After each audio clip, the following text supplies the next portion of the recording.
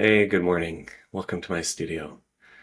I've heard that the cost of perfection is not quality, but rather that the cost of perfection is the opportunity cost, the things that you could have done if you hadn't been so worried about perfection. And so, in that spirit, I'd like to invite you to participate with me as I go on this journey together of sharing truth, treasuring it, not like a dragon hoards his treasure, but rather participatory valuing of insights.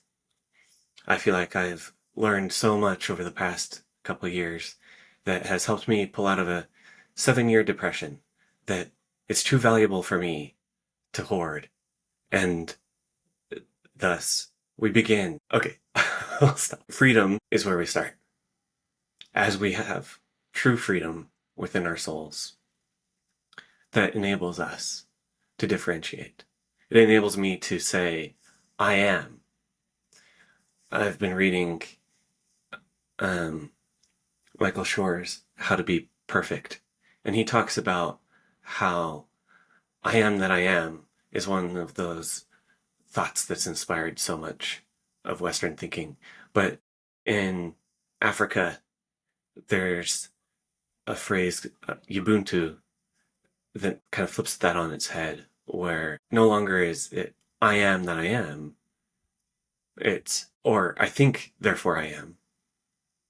Rather, it's we exist, therefore I am.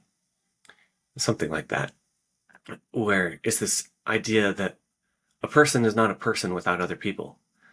A person is a person through relationship, through community. And for me, that's where we're headed. That's where we're going. We're going to a relationship of joy. Not just any relationship of joy, permanent relationships of joy. For me, that sets the whole context for ethics and morality and values and truth. So to get there again, we start freedom, differentiation. We create ourself. From self, this individual person that has abilities, talents, gifts, this place of wholeness, this place of I desire things. I do not subscribe to freeing myself of all desire, because desire is what informs myself. Anyway, as we incorporate desire, we integrate it.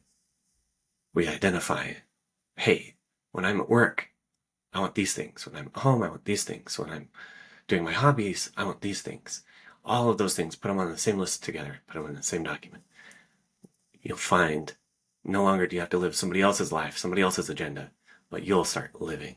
You'll start realizing as you put these things on your list, think about today, think about tomorrow, think about next week, think about 2 years from now, think about 5 years from now. Just anything that you have a desire for, put it on your list. Make it your list of desires. And this can be desires for wealth, desires for money, desires for fame, desires for, don't worry about any categorization of virtue versus vice.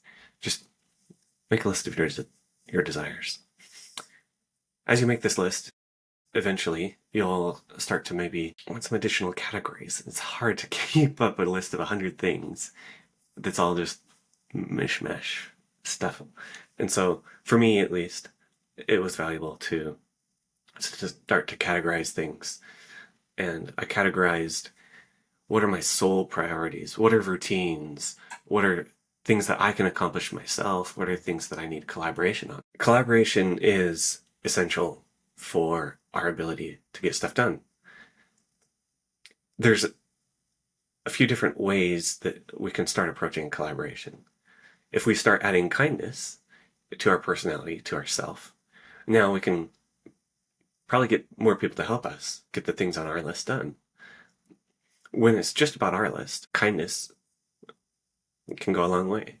We can accomplish a lot of good things from our list just through warm manipulation. And it doesn't have to be something evil. If it's on our list, then it's good.